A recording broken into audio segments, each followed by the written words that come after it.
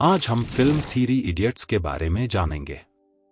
Three idiots 2009 में बनी भारतीय हिंदी भाषा की कॉमेडी ड्रामा फिल्म है जिसे राजकुमार हिरानी ने लिखा, संपादित और निर्देशित किया है, जिसे अभिजात जोशी ने सहलिखा और विधु विनोद चोपड़ा ने निर्मित किया है।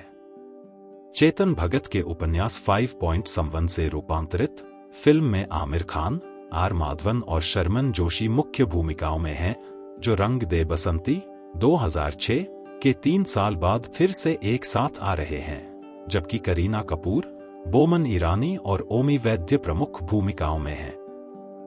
2 समानांतर नाटकों के माध्यम से सुनाई गई, एक वर्तमान में और दूसरी 10 साल पहले की कहानी एक भारतीय इंजीनियरिंग कॉलेज में 3 छात्रों की दोस्ती का अनुसरण करती है और भारतीय शिक्षा प्रणाली के तहत सामाजिक दबावों पर एक व्यंग्य है। विनोद चोपड़ा फिल्म्स के बैनर तले चोपड़ा द्वारा निर्मित 3 इडियट्स में रेम्या जोस, मोहम्मद इदरीस, जहांगीर पेंटर और सोनम वांगचुक द्वारा बनाए गए वास्तविक भारतीय आविष्कारों को शामिल किया गया, जिनमें से बाद वाले ने खान के चरित्र को भी प्रेरित किया।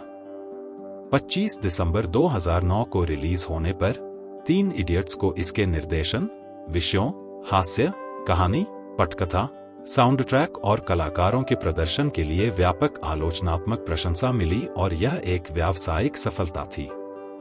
यह भारत में अपने शुरुआती सप्ताहांत में सबसे ज्यादा कमाई करने वाली फिल्म भी थी। उस समय तक एक भारतीय फिल्म के लिए सबसे ज्यादा ओपनिंग डे कलेक्शन था और एक हिंदी फिल्म के लिए पहले हफ्ते में सबसे ज्यादा नेट कलेक्शन का रिकॉर्ड भी रखा। आखिरकार यह उस समय की कुछ भारतीय फिल्मों में से एक बन गई जो चीन और जापान जैसे पूर्वी एशियाई बाजारों में सफल हुई। अंततः इसकी दुनिया भर में सकल कमाई 460 करोड़ हो गई। यह 2013 तक उस समय की सबसे ज्यादा कमाई करने वाली भारतीय फिल्म थी। 57वें राष्ट्रीय फिल्म पुरस्कारों में 3 इडियट्स ने 3 राष्ट्रीय फिल्म पुरस्कार जीते, जिसमें संपूर्ण मनोरंजन प्रदान करने वाली सर्वश्रेष्ठ लोकप्रिय फिल्म भी शामिल है। इसके अतिरिक्त फिल्म को 55वें फिल्मफेयर पुरस्कारों में सर्वश्रेष्ठ अभिनेता खान, सर्वश्रेष्ठ अभिनेत्री कपूर और सर्वश्रेष्ठ सहायक अभिनेता माधवन और जोशी सहित 11 नामांकन प्राप्त हुए और इसने सर्वश्रेष्ठ फिल्म, सर्वश्रेष्ठ निर्देशक हिरानी और सर्वश्रेष्ठ सहायक अभिनेता ईरानी सहित शीर्ष 6 पुरस्कार देव.डी के साथ बराबरी पर जीते। विदेशों में इसने जापान के वीडियोयासन पुरस्कारों में ग्रांड पुरस्कार जीता, जबकि इसे जापान अकादमी पुरस्कारों में सर्वश्रेष्ठ उत्कृष्ट विदेशी भाषा फिल्म और चीन के बीजिंग अंतर्राष्ट्रीय फिल्म महोत्सव में सर्वश्रेष्ठ विदेशी फिल्म के लिए नामांकित किया गया था। 3 इडियट्स को अब तक बनी सबसे महान भारतीय फिल्मों में से एक माना जाता है। इस फिल्म का भारत में शिक्षा के प्रति दृष्टिकोण पर सामाजिक प्रभाव भी पड़ा, साथ ही साथ अन्य एशियाई देशों जैसे चीन और दक्षिण कोरिया में भी। इसे तमिल में नानबन 2012 के रूप में बनाया गया, जिसे आलोचनात्मक प्रशंसा और व्यावसायिक सफलता भी मिली। एक मैक्सिकन रीमेक 3 इडियट्स भी 2017 में रिलीज हुई थी। आमिर खान रणछोड़दास रांचो श्यामलदास चांचड़ बटा छोटे बटा फुनसुक वांगड़ू के रूप में एक लापरवाह छात्र जो स्वाभाविक रूप से बुद्धिमान और प्रतिभाशाली है। वह बाद में एक प्रसिद्ध उद्यमी और वैज्ञानिक बन जाता है, जो शोध करने के अलावा पढ़ाता भी है। सोनम वांगचुक इंजीनियर पर आधारित। आर माधवन फरहान कुरैशी के रूप में फोटोग्राफी का शौक रखने वाला एक छात्र जो अपने पिता को खुश करने के लिए इंजीनियरिंग की पढ़ाई करता है। बाद में पता चलता है कि वह एक सफल वन्यजीव फोटोग्राफर है, जिसने तस्वीरों की किताबें प्रकाशित की हैं। शर्मन जोशी राजू रस्तोगी के रूप में एक छात्र जो अपने परिवार की गरीबी को खत्म करने के लिए आइस में जाता है और असफलता से डरता है। अब उसके पास एक सफल कॉर्पोरेट नौकरी है और वह एक अमीर व्यक्ति बन गया है। करीना कपूर पिया सहस्त्रबुद्धे एक सफल डॉक्टर और रैंचो की प्रेमिका, वायरस की सबसे छोटी बेटी और मोना की छोटी बहन। Boman Irani doctor Viru, Virus Sahastrabuddhe, ICE के सख्त और नियंत्रणकारी प्रिंसिपल, जो केवल प्रतिस्पर्धी और गलाकाट शिक्षा प्रणाली और रटकर पढ़ाई करने में विश्वास रखते हैं। ओमी वैद्य, चतुर, साइलेंसर, रामलिंगम, युगांडा में जन्मा तमिल छात्र जो रटने वाली पढ़ाई में विश्वास करता है और याददाश्त बढ़ाने वाली गोलियां लेता है, जिसका दुष्प्रभाव चुपचाप लेकिन बदबूदार पेट फूलना है। आइए अब फिल्म की कहानी को शुरू करते हैं। कहानी की शुरुआत में चतुर रामलिंगम, एक सफल उपाध्यक्ष, अपने पुराने कॉलेज के प्रतिद्वंद्वियों फरहान कुरैशी और राजू रस्तोगी को 10 साल पहले उनके सहपाठी और चतुर के दुश्मन रांचो के साथ की गई शर्त की याद दिलाता है। चतुर एक प्रसिद्ध आविष्कारक फुनसुक वांगडू के साथ एक व्यापारिक सौदा करने के लिए भारत लौट आया है। तीनों रांचो को खोजने के लिए शिमला जाते हैं और दिल्ली में imperial college of engineering ice में बिताए अपने समय को याद करते हैं।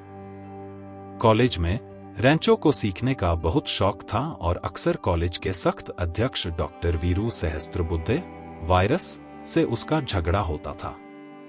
जब जॉय लोबो नामक एक छात्र को प्रोजेक्ट जमा न करने के कारण वायरस द्वारा स्नातक की उपाधि देने से मना कर दिया जाता है, तो रैंचो उसके लिए उसका प्रोजेक्ट पूरा करने में मदद करने की कोशिश करता है, लेकिन उसे पता चलता है कि जॉय ने फांसी लगाकर आत्महत्या कर ली है। रैंचो वायरस से छात्रों पर पड़ने वाले अत्यधिक दबाव के बारे में पूछता है, लेकिन वायरस उसे खारिज कर देता है। एक रात रैंचो, फरहान और राजू एक शादी की पार्टी में घुस जाते हैं, लेकिन उन्हें नहीं पता होता कि यह शादी वायरस की बेटी मोना की है। मोना की छोटी बहन पिया शुरू में रैंचो से नाराज होती है, लेकिन जब वह उसके भौतिकवादी मंगेतर सुहास का पर्दाफाश करता है, तो वह उसे पसंद करने लगती है। पिया सुहास से रिश्ता तोड़ लेती है।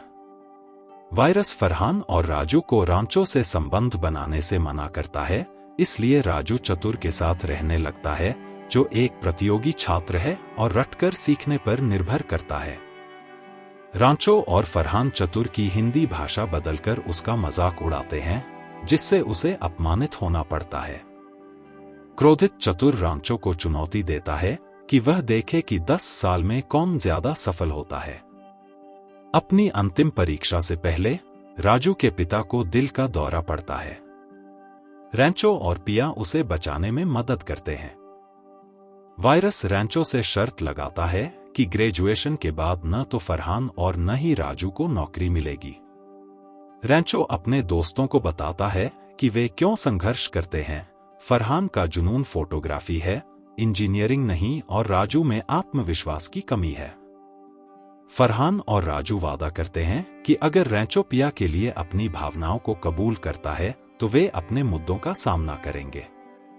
वे नशे में धुत होकर वायरस के घर में घुस जाते हैं और फरहान और राजू उसके लेटर बॉक्स पर पेशाब कर देते हैं।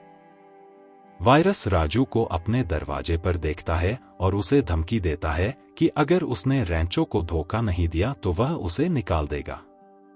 अपने परिवार को निराश नहीं करना चाहता या रैंचो को धोखा नहीं देना चाहता, राजू आत्महत्या का प्रयास करता है, लेकिन बच जाता है। राजू की सफलता से अपमानित होकर वायरस राजू को फेल करने के लिए एक कठिन परीक्षा तय करता है, ताकि वह नौकरी का दावा न कर सके।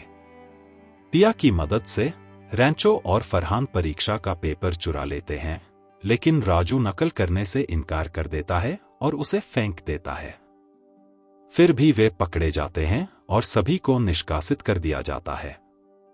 तीनों के निष्कासन के बाद पिया ने तीनों को कार्यालय की चाबी दे दी और अंततः अपनी बड़ी बहन मोना और अपने पिता के सामने यह खुलासा किया कि उसके भाई ने वास्तव में आत्महत्या कर ली थी, क्योंकि उसके पिता ने उस पर इंजीनियर बनने के लिए दबाव डाला था, क्योंकि वह एक लेखक बनकर अपने सपने को पूरा करना चाहता था, लेकिन केवल एक सुसाइड नोट लिखने के लिए।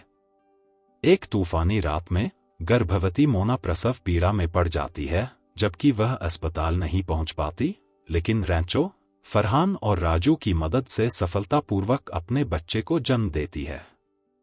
कृतज्ञता में वायरस तीनों को माफ कर देता है, अनिच्छा से सम्मान के तौर पर अपना स्पेस पेन रैंचो को दे देता है। ग्रेजुएशन के दिन रैंचो गायब हो जाता है। वर्तमान में फरहान, राजू और चतुर शिमला पहुंचते हैं और पाते हैं कि असली रैंचो कोई और आदमी था।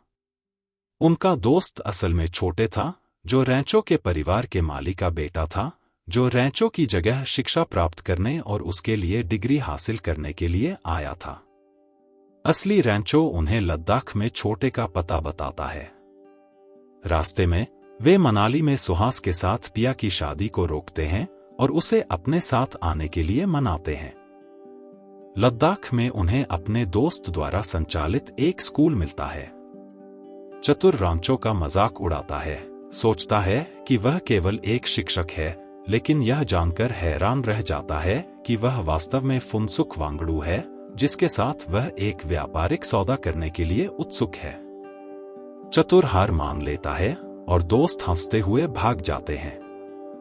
अब फिल्म समाप्त होता है।